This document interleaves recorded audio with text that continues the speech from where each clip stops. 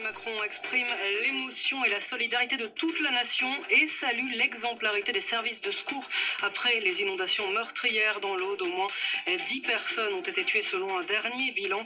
Le Premier ministre Édouard Philippe est sur place à Villegayenc, accompagné du ministre de la Transition écologique François de Rugy et de la ministre auprès du ministre de l'Intérieur Jacqueline Gourault.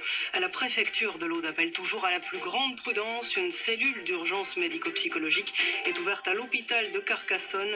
10 000 foyers restent privés d'électricité dans l'Aude et dans l'Hérault. Dans ce contexte, l'Élysée reporte le remaniement du gouvernement. Il n'aura pas lieu avant demain ou plus tôt, près de 2 semaines après la démission de Gérard Collomb du ministère de l'Intérieur. 5 mineurs âgés de 14 à 17 ans placés en garde à vue en Seine-Saint-Denis après la mort d'un adolescent d'une douzaine d'années frappé à coups de barre de fer samedi soir au Lilas. Sur France Info, le maire de la commune réclame un plan d'action contre le phénomène des rixes en bande.